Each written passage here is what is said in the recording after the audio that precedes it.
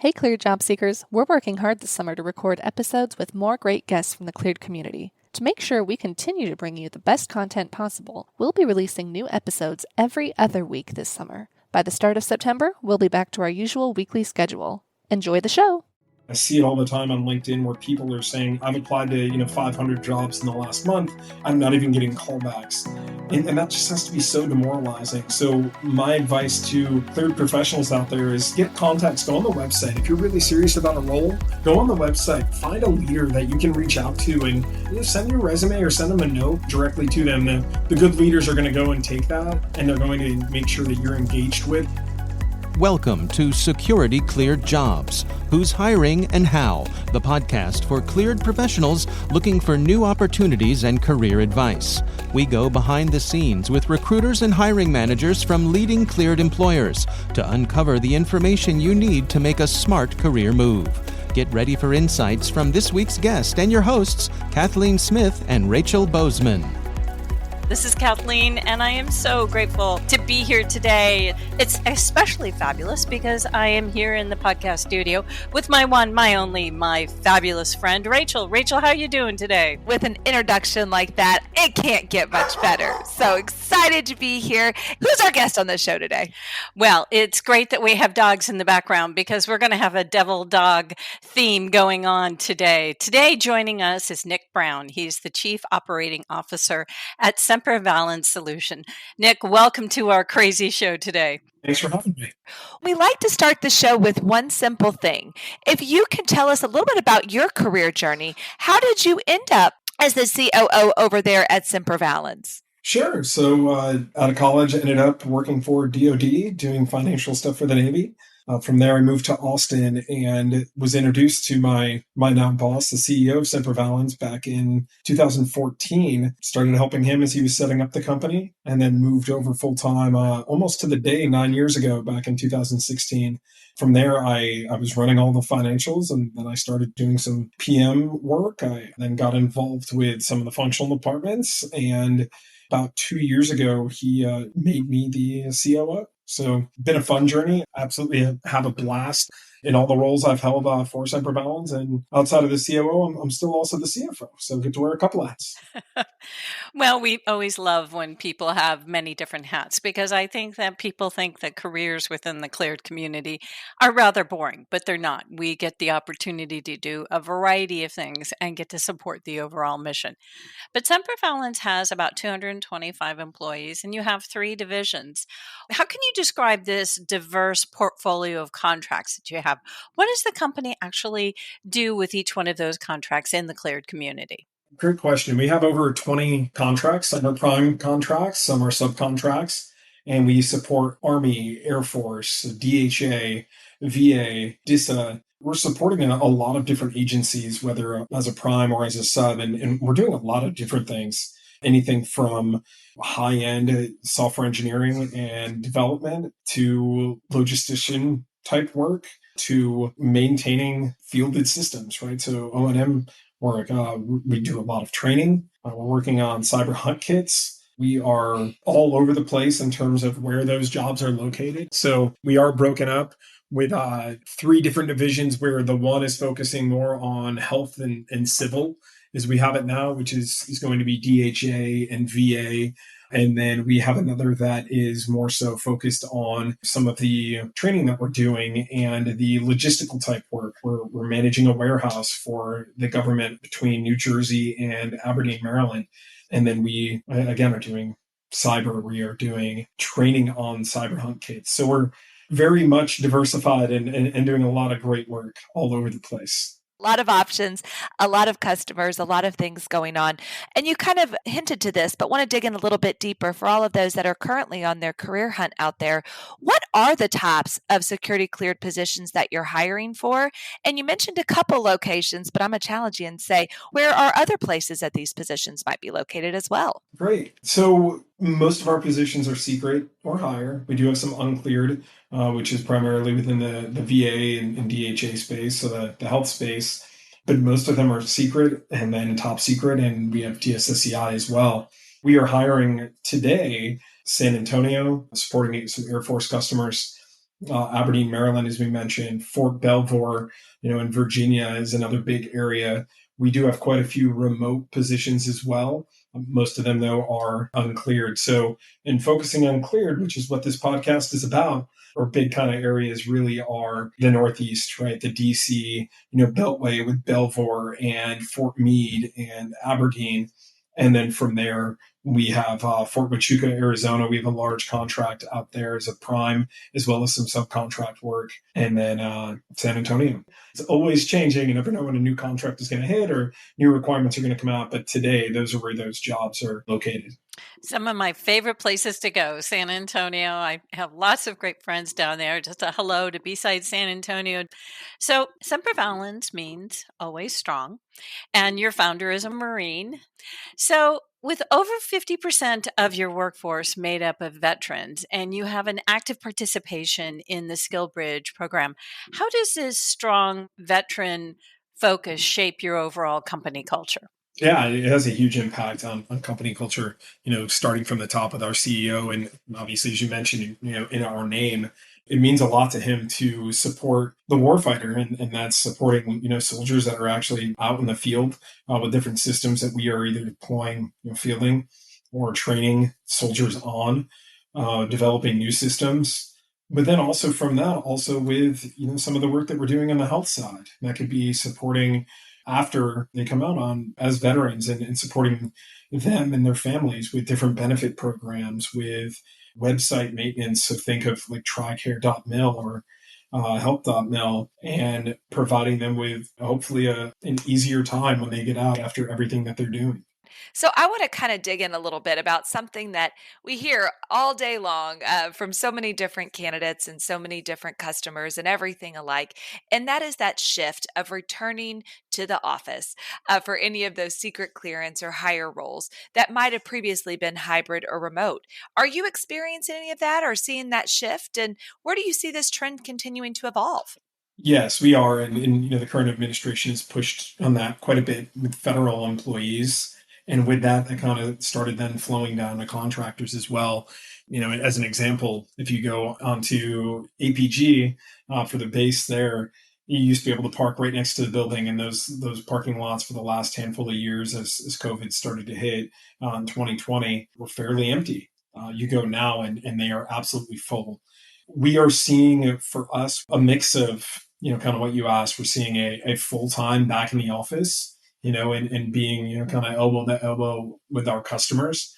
And then you're seeing a hybrid. I would say for the most part, the full remote for cleared professionals has mostly gone away, at least on the contracts and customers that we are supporting. It's either 2 or 3 days a week back in the office, or it is full-time back in the office, which definitely posed a challenge. It's everyone has different circumstances in what they're dealing with, with their personal life. And, for a couple of years, it was very much either hybrid or full remote, which, people got used to. So we're trying to do different things, from our side to hopefully make that a little bit easier, and also being advocates for them while ensuring that we are fully supporting our customers and making sure that the job is getting done.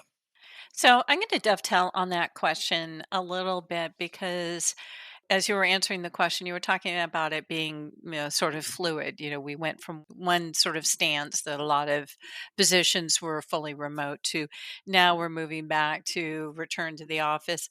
And I'm sure that this has a challenge to culture, to maintaining morale, maintaining a good company culture.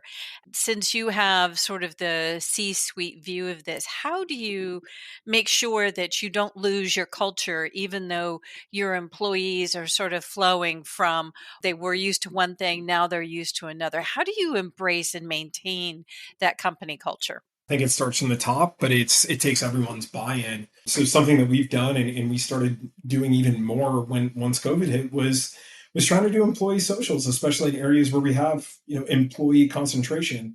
Hard to do if you have one employee in, let's say, Oklahoma or Alaska, right? But when you have numerous employees in Arizona for us, or San Antonio, or up in the Northeast in various locations, it's really important for us to get out and have those touch points, and not just a formalized, checking in on them, but more of a, hey, we're part of part of a community, right? We're part of a family, and something that our CEO Scott is kind of driven into all of us. I personally love the mentality is that we are a family, right? And we look out for one another. Everyone's dealing with something. You want to be there to support them the best that you can. So with culture, there's definitely some people that were upset when they had to go in either multiple times a week or full back. So we're trying to reach out to them, check in on them. Also potentially provide them other avenues to apply to a fully remote position. We've done that with a few people that had certain, life circumstances where we were able to move them to a full remote position, maybe supporting one of our other contracts, which has been great.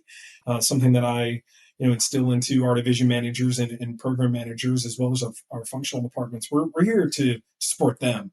They're the ones doing the work. Right. We are here as a mechanism to support them and do what we can to ensure that they are, taken care of to the best of our ability, whether that's, dealing with, something benefit related, or that's dealing with maybe an issue that they're having, on a problem, whether, technical or personality driven or whatever, could be.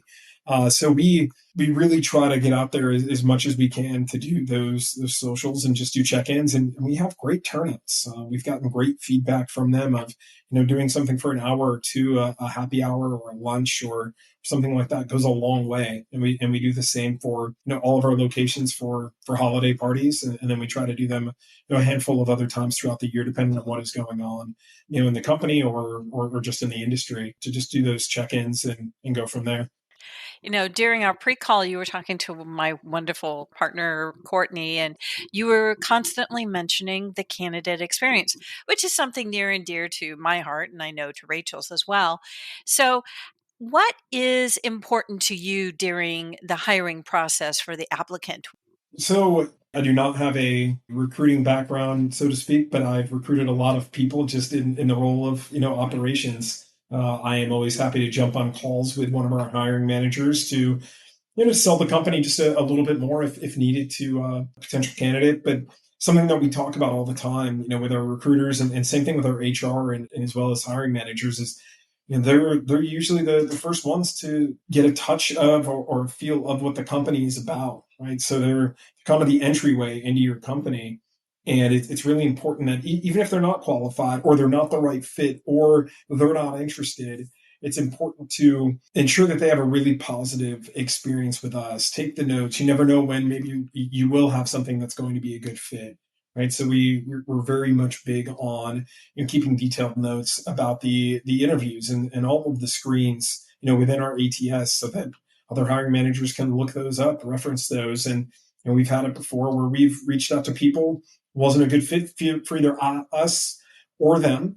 And then years down the road, we're reaching back out because now we believe it is a great fit, and we want to offer them something different and get them to their, where their next career goal is. So I'm very much, big on the experience that a candidate's going to have. I've been very fortunate that I haven't had an actual interview in a long time, but I know that can be an unbelievably stressful thing for people looking for jobs. And I've dealt with it and just talking with different, candidates, and it's a stressful thing. They're looking out for their family and they're looking for their next career move, and making it as seamless and as painless as possible is very important for not only myself, just our entire company and the team, to make sure that they have a positive experience. Nice. Well, even if you haven't had a recruiter title, it sounds like you've played one on TV before. So great advice and a great insight there on how to really perfect that candidate experience. And since you have such great advice and maybe have had that reoccurring role happen before, is there other advice that you might give those that are on that cleared professional job hunt, some tips that they may find successful as they're kind of navigating those waters and looking for their next perfect career? What I think works really well for us is that direct reach out, and we take it very serious. I get reached out to quite a bit. I am taking those resumes and passing them directly to our talent acquisition manager. Her name is Carmela. She's fantastic. She does a fantastic job of either her or someone on her team reaching out to them, whether we have an opening or not, to put them into our pipeline and to tell them like, hey, you've been hurt. I can't imagine, and I see it all the time on LinkedIn where people are saying, I've applied to 500 jobs in the last month. I'm not even getting callbacks. And that just has to be so demoralizing. So my advice to cleared professionals out there is get contacts, go on the website. If you're really serious about a role, go on the website, find a leader that you can reach out to and send your resume or send them a note directly to them. The good leaders are going to go and take that and they're going to make sure that you're engaged with. And if you're not a fit at that time, they're going to put you into the system. Hopefully that leads to something down the road. Or I've done it before. I know that a few people, in our company have done it where we've passed that resume along to another company we have a relationship with of, hey, do you have any openings for this person? They seem like they could be a good fit for XYZ program. Those little movements from a leader or a recruiter don't take long. And I think they go a long way with a candidate that you never know when that candidate then is going to refer one of their friends to you and say, hey, they were really helpful. I think that's, the biggest compliment that we get is when people are referred to us, from other either former employees, current employees, or just people that engaged with us as I'm kind of talking about at that level of, hey, we reached out. And I'm not saying I see every single message, but I try to do my best and try to ensure that, we are engaging with those employees. It is amazing, Nick. I'm glad that you brought this up. Maintain that connection because that recruiter is going to remember that positive experience that they had with you. They're going to remember you for other positions, and recruiters network with other recruiters. So always be sure that you have at least 5 or 6 different recruiters that you maintain a really good professional relationship with. So, talking about this job market, I'm sure you're seeing a high volume of applicants to your open positions. So, are you seeing that? And how does a cleared professional sort of stand out in that kind of crowd? For most of our roles, we are seeing a high number of applicants, which is great. But also, our ATS is taking that resume and doing kind of a score, right, for them. And of course, if people are just uploading a resume, not putting any other pertinent information with their certifications and anything about themselves, they're not always getting seen in a timely manner. It's hard for a few recruiters, a few hiring managers to go through hundreds of resumes every day. It's very hard. So we have set up knockout questions and different things like that to ensure that we are getting the best possible candidates to the top of the list. Beyond that, it really is reaching out directly and going kind of that extra step, which I know could probably be very daunting if you're applying to a dozen or 2 dozen different jobs currently. But I think that makes a big difference to ensure that your resume is seen. And, that's the first step. And if it's seen and it meets the basic qualifications, it's absolutely going to get looked at. You're going to get a call from, I would say, most companies. I think really strive to do that and to kind of respect the process, so to speak. Wonderful. Well, there's been a lot of great advice shared today, a lot of great career opportunities. So I know that we're going to have listeners that would like to get in touch with you or members of your recruiting team to discuss those career opportunities. How in the world can they get in touch with your team? Through website, through just LinkedIn, directly sending messages. And I believe my LinkedIn profile has my phone number and all of that as well in there. I'm happy to take any calls from prospective candidates or just people that are looking to maybe make a change or curious about the company, the culture, and what we could potentially find for them, whether that's now or down the road. Wonderful. Well, Nick, thank you so much for your time today. It was great chatting with you. Thank you guys so much. Appreciate you guys having me. Bye bye. Thanks, Nick. So, Nick was just a delight to have on the show, and I really appreciated him talking about sort of this flow between what so many companies have had to deal with, taking folks who were remote or hybrid and bringing them back into the office, and just being human about the entire process. That for some people, it's not going to work, and it sounds like they've been very flexible, finding some really great positions for people who just could not make that switch for one reason or another. Rachel, what did you find? Yeah, I thought that was a great insight from Nick and would take it just one step further. I think he wears many hats within the organization, but of all of those hats, they're all in the C suite. And it was refreshing to hear someone just be so interactive in the recruiting process and really have the understanding and appreciation for that candidate experience. So it did my little recruiter heart good. Just as good as I hope listening all the way through the podcast did for you today. We learned a lot. Hope you did too. We bring these episodes to you to make your job search even more productive in all of that you do. So thanks for following the show.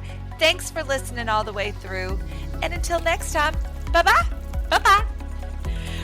Oh, goodness gracious. I did get a small giggle out of the question, why do they play rock music at the dentist? I thought it was a joke, Kathleen. I don't really need to hear AC/DC while I'm getting numbed Back up. in black. It just wasn't there. I needed my calm music.